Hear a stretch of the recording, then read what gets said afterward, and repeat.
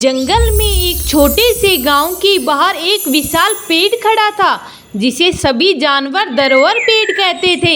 यह पेड़ न केवल अपनी विशालता के लिए प्रसिद्ध था बल्कि यह जंगल के सभी रहस्यों और कहानियों का एक प्रतीक भी था।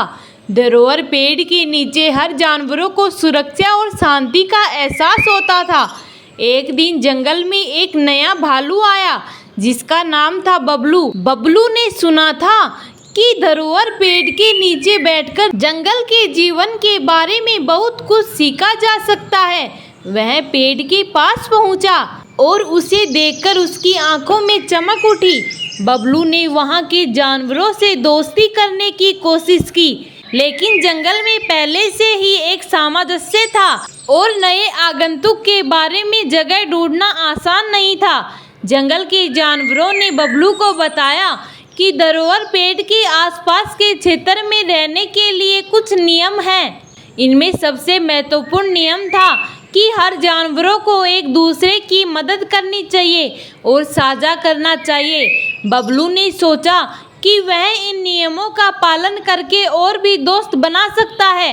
पहले कुछ दिनों में बबलू ने जंगल के अन्य जानवरों की आदतें और ज़रूरतें समझी। उसने देखा कि कुछ जानवर खुद को अकेला महसूस करते हैं, जबकि कुछ को हमेशा ही मदद की ज़रूरत रहती है।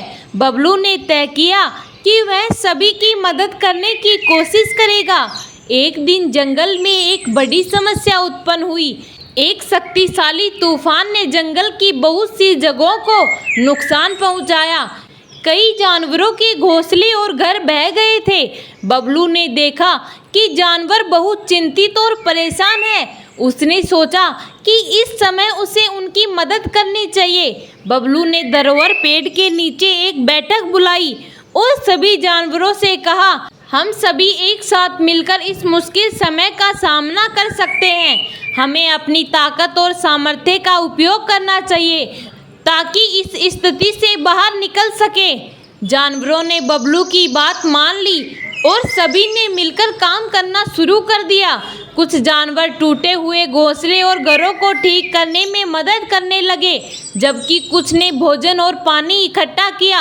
बबलू ने खुद भी बहुत मेहनत की और सभी को प्रोत्साहित किया।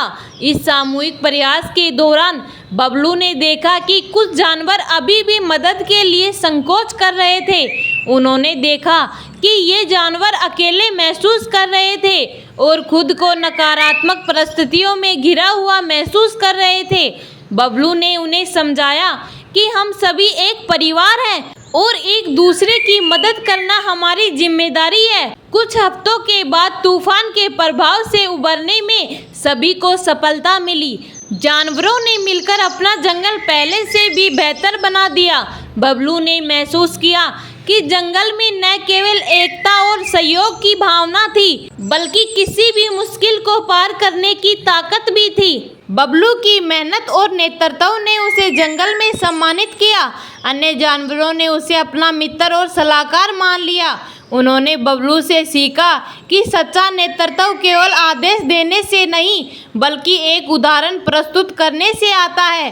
जंगल अब पहले से कई अधिक शांत और संगठित था। बबलू ने जंगल के नियमों का पालन करते हुए और सभी की मदद की, जिससे जंगल में एक नई ऊर्जा का संचार हुआ।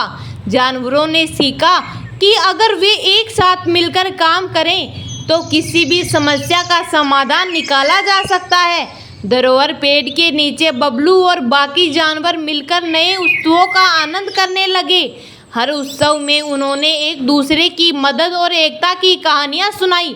बबलू ने समझाया कि जंगल असली धरोहर है, उसकी एकता और सामंजस्य में है। इस कहानी से हमें यही सीखने को मिलता है कि एकता, सहयोग और सामूहिक प्रयास से किसी भी कठिन परिस्थिति का सामना किया जा सकता है। बबलू ने यह साबित कर दिया कि सच्ची ताकत और नेतृत्व एकजुटता और समय में ही निहित है।